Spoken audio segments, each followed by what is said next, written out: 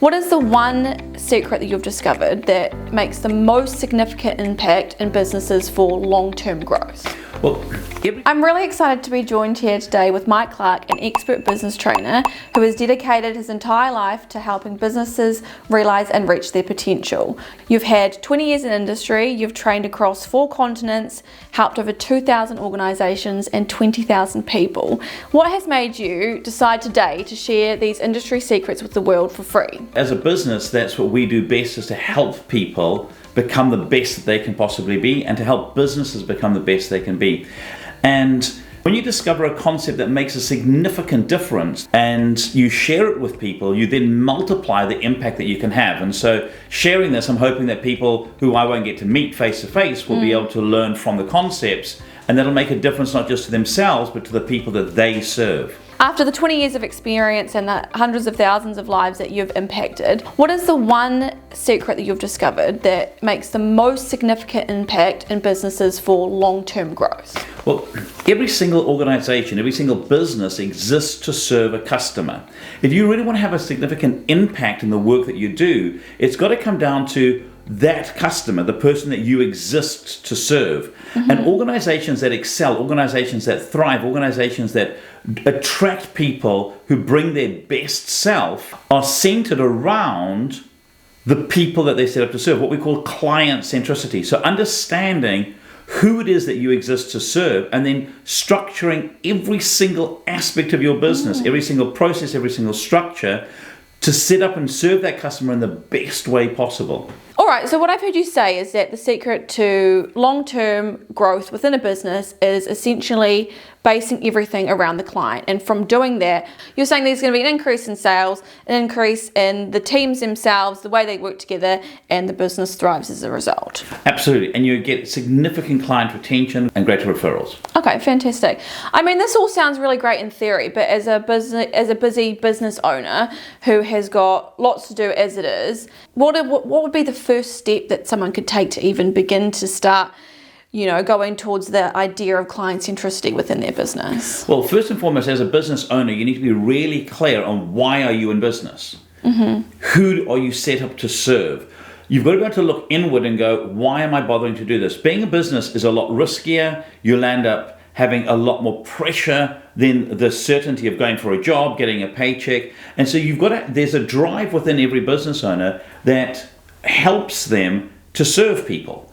And when you're really clear on why you're doing it, and you're able to articulate that so that the rest of your team can then grasp that and come alongside you to help serve that group of people, that clarity gives people purpose. And that's where you get a lot of purpose statements and mission statements, where people go, we come together to serve this group of people in this way to get that result. And so getting absolute clarity on who you're best set up to serve and why you exist to serve them is what makes the difference. And that's where every business owner really needs to start.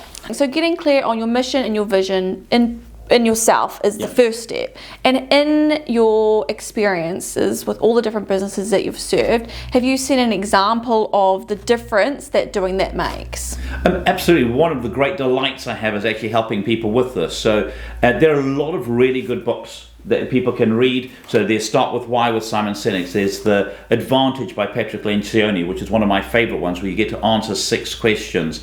And by helping companies go through these processes and find one that works for them, what you do is it gets them to explore for themselves. So I remember a computer company we worked with. They were focused on fixing computers when that was the thing to do. And what they began to realize is that their customers were coming to them for more than just fixing computers. And they realized that what they were doing was helping their companies to operate more effectively, to be more productive with what they were doing. And so they went from being a company that looked after the hardware to actually focusing on how can they help technology enhance the business and empower the business to serve their customers better. And when they identified that, it led to a complete rebrand for their company. It led to them rewriting their core purpose and mission, because they were suddenly clear on the impact that they were making. And they've attracted a huge amount of people around them who want to do the same thing. Wow, so that's significant change not only to their mission and vision, but it ended up impacting what they did in their business as well. Yes. And subsequently helping more people and getting in front of the clients and serving them in a way that they actually wanted.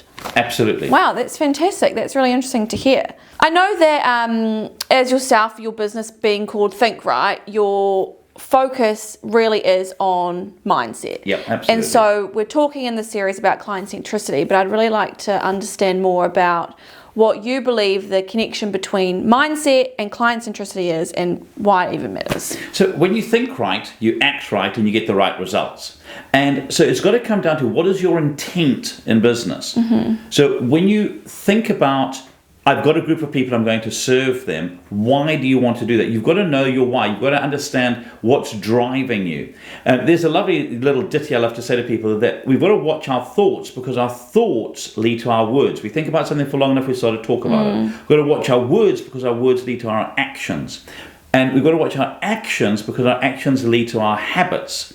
And our habits lead to our character, and our character determines our destiny. And it comes down to, what are you thinking about? And so as an organization, what is the central thought of that organization? What is the intent of that organization? What is it that they're trying to do? How are they trying to help people? And do the people in the team understand that? Do they connect their daily tasks to why they actually are in that role? I love how that whole idea of what you think is essentially what you become can be obviously applied to business, but something that you can apply to everyday life as well. Absolutely. It's really, One of my favorite topics. And I know that's what you're really passionate about. And it's great to understand how it connects to the client centricity. It makes a lot more sense. So thanks for explaining that. So we've talked about internally as a business owner, as a person, your mindset, and really getting clear on your mission and your vision and your purpose. And I know at the beginning you talked about the internal customers focusing inside of the team before focusing on your actual customer itself.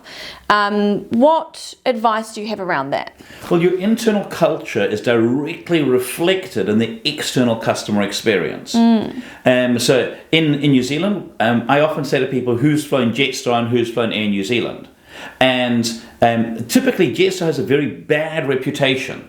And their staff, I've had the opportunity, because I sit on the front of the planes a lot, to speak to their staff, and they don't feel as valued, and that feeling of not being valued comes through in the service that they give. That it's more about doing the task and following the process than looking after the client. In New Zealand's a lot more focused around making sure that the client is central to what they're doing.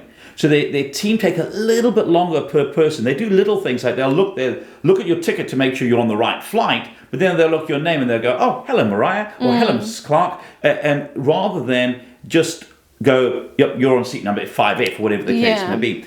And so your internal culture, the way your people treat each other, the way your people feel they are treated, makes the world of difference. Richard Branson had a lovely quote that said, you want to train people so well that they could leave at any time, but treat them so well that they never want to. Wow, I really love that. It's funny you talk about Air New Zealand. I know that the service obviously is fantastic, and it's even just the little things that they do as well, isn't it? The little lolly that you get at the end of it. I love that, waiting for that at the end of the flight. So yeah, that definitely makes a lot of sense, and I think that it is obvious. You do feel it when the team itself is being treated well.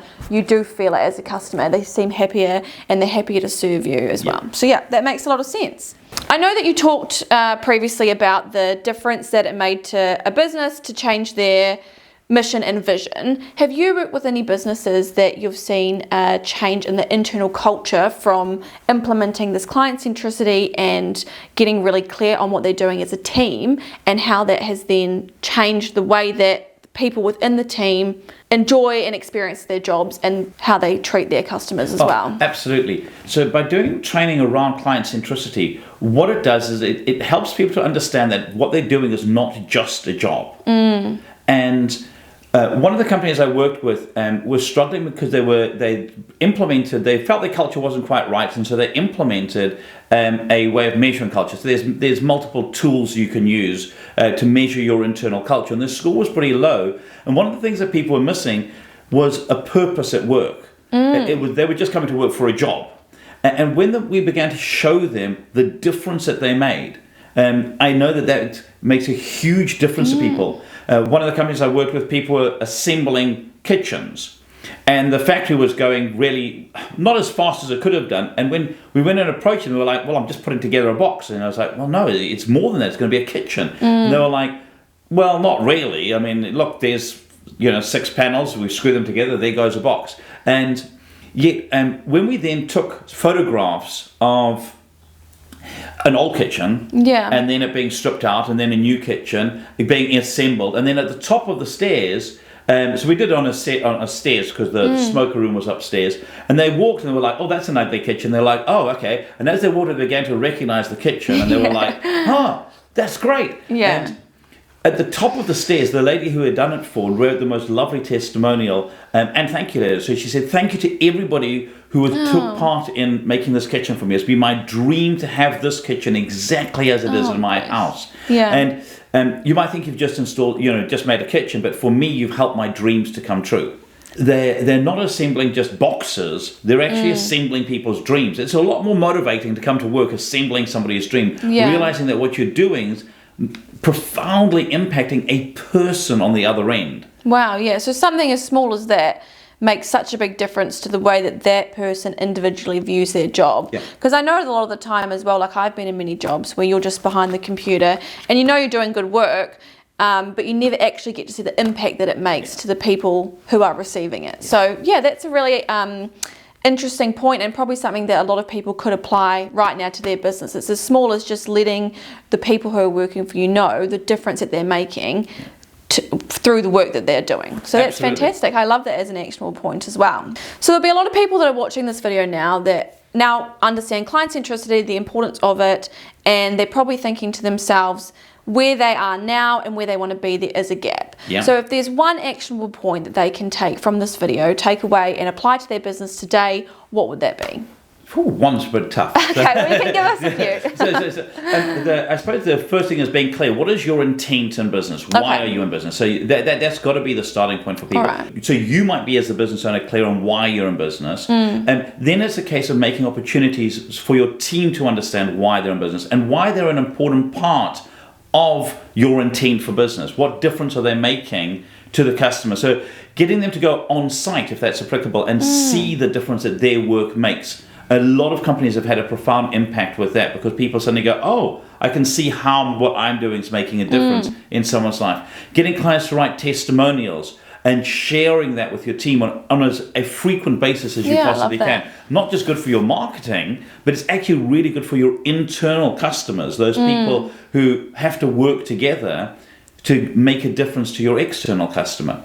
And so helping your people, connecting your team to the difference and the impact they make and making them realize that they're serving a person, that's what makes a profound difference to businesses. I love that, and that's something that is easy enough to do and won't take too much time, but will make such a significant impact to the people that are working there as well. Absolutely. Fantastic. Well, I'm really excited for the next video in this series. What will we be learning about in that one? Well, the absolute thing we've got to focus on next has got to be around the understanding your customer. Okay. So who are you best set up to serve? And there are lots of different ways of doing it. So there's client personas, and we'll go and discuss that in more depth so that people can understand who they are best set up to serve and how they can create an extraordinary experience for those people. Well, it's been so lovely chatting with you today. Thank you, and I'm really excited to see you in the next one. Fabulous. Thanks a ton.